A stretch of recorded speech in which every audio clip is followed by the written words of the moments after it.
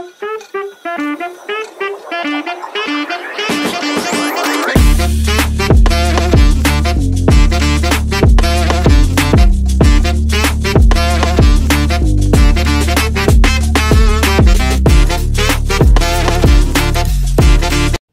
everyone, for this vlog magluluto po tayo ng ginisang gulay. Ayan, mayroon tayong 900 grams ng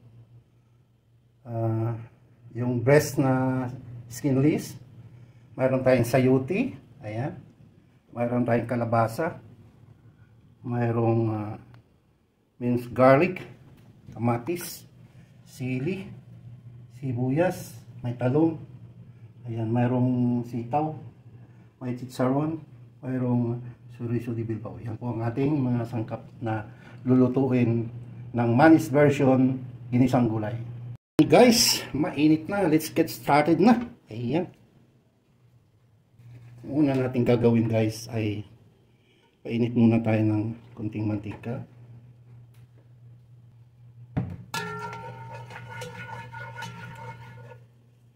At atin munang i-pan fry yung naman.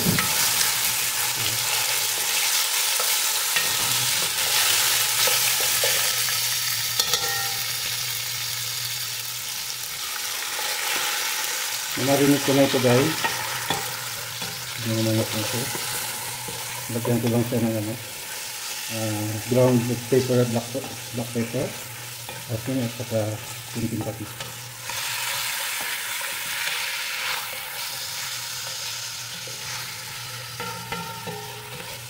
Brown na natin.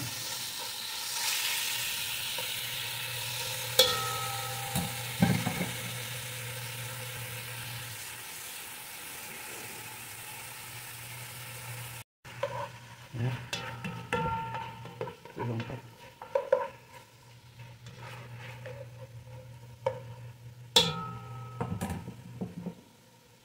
Ano natin?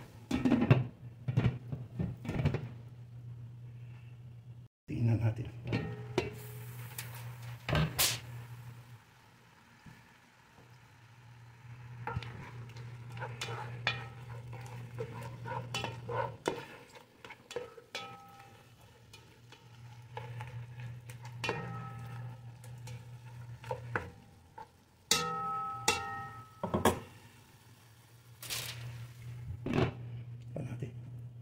Natin guys. Guys.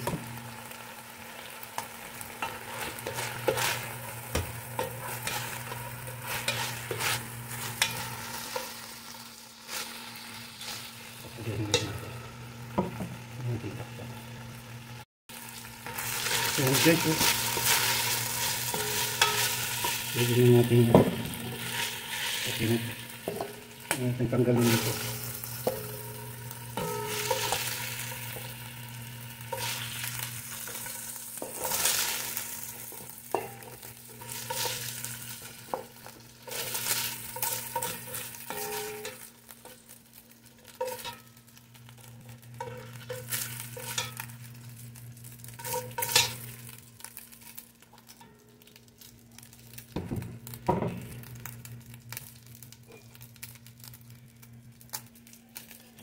The same casserole guys, lagyan na natin ng olive oil. Yan, olive oil. Yan. Ang kutsara. Wala na. Yan siya. Lagyan na natin agad ang ating bawang.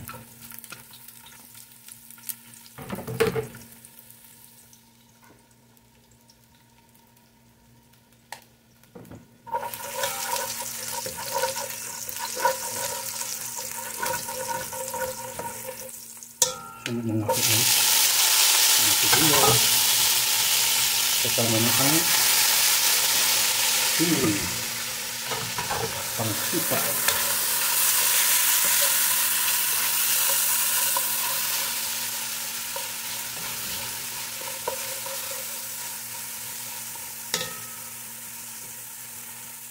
ilagay na natin ang chorizo de Bilbao.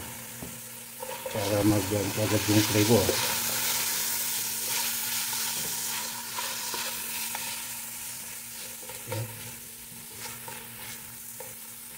Sige na natin ilagay ang kamatis guys kapag na ano na itong sabihin natin. Check natin. Oh.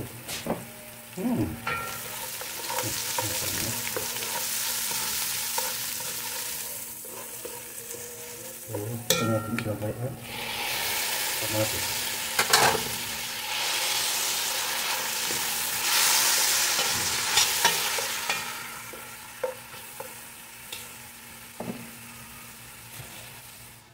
Cover it. Let's check. Wow.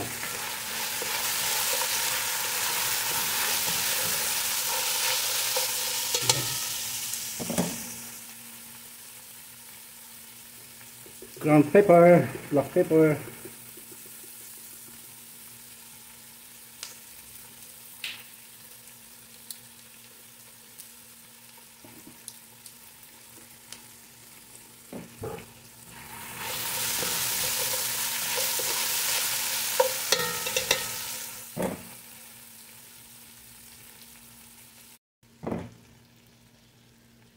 Plus, lagyan natin ng oyster sauce.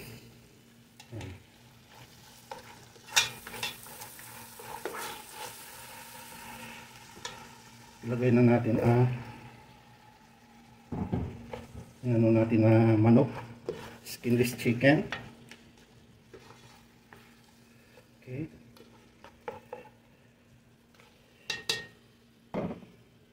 Then, this one, kalabasa. Squash.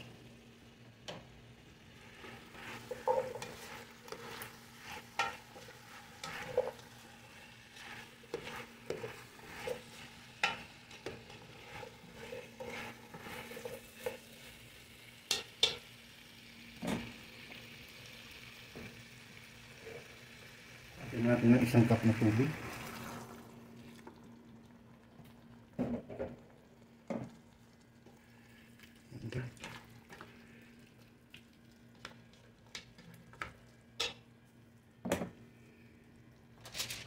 And cover it. Let's check guys. Ayan, gusto ko guys, maraming sapo.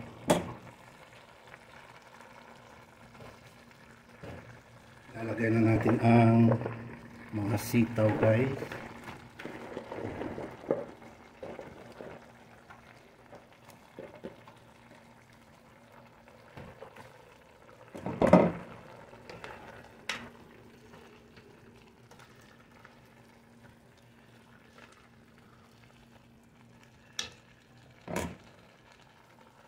Isunod na natin ang mga talong.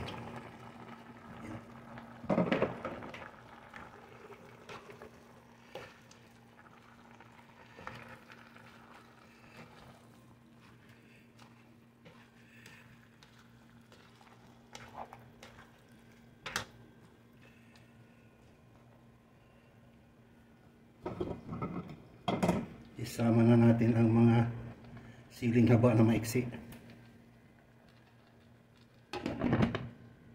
Cover.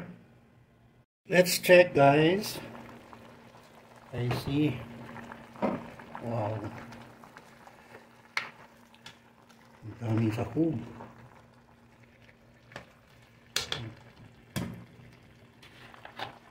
Lagyan ko ng kunting tuyo. Mga isang kutsara kalahati. Wala natin naman po. Ano?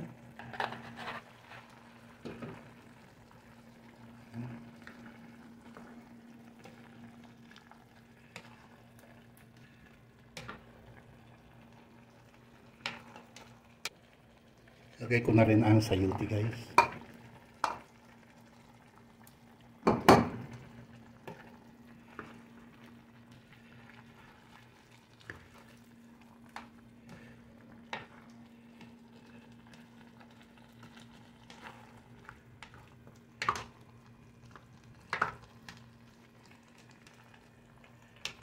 pa natin.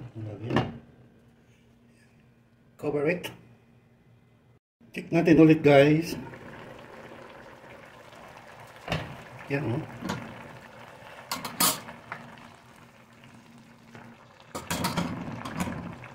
Let's taste. Oh. Wow. Super sarap guys. Manis version. Super sarap.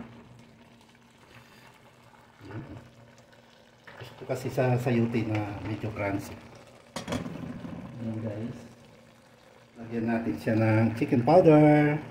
Kung wala kayo nito, huwag mong lagyan. Kataon na nagdala ako ng bakasyon ako, nakabili ako. Ayan. At i-garnish natin ang chicharon karkar.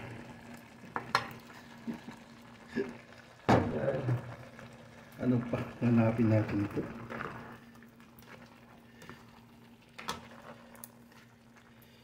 Pwede nang lagyan ng pansit. Para pansawag sa pansit bihon.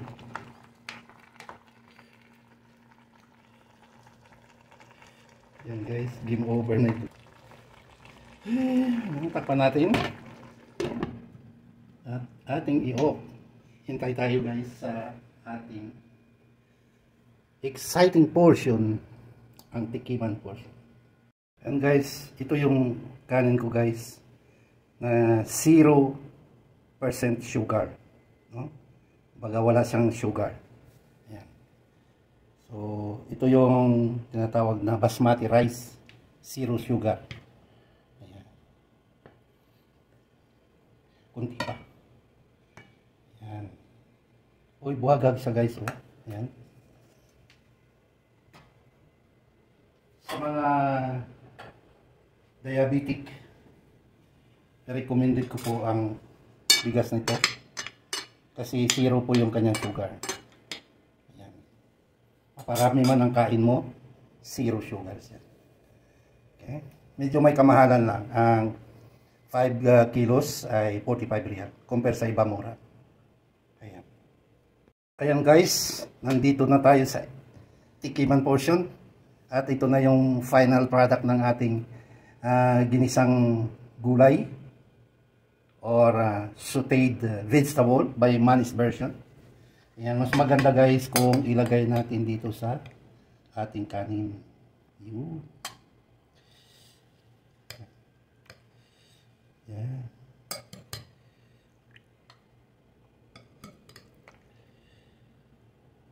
Olive oil ang ating gamit.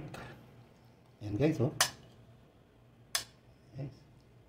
Tapos yung ating kanin ay basmati rice, 0% ng sugar. So let's eat. First bite for you.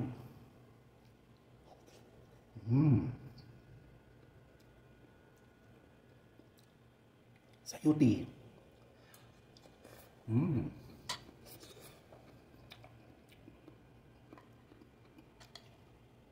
Masarap ang sayuti kasi crunchy, hindi siya overcook.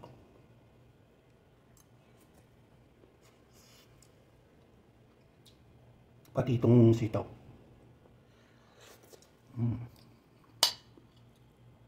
Kalabasa.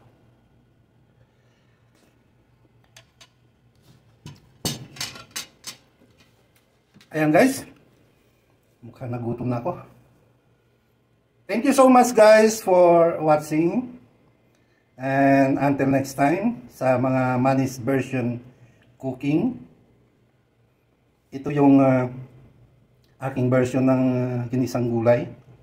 Siguro pansit na lang kulang nito para gisadong pansit, pwede na.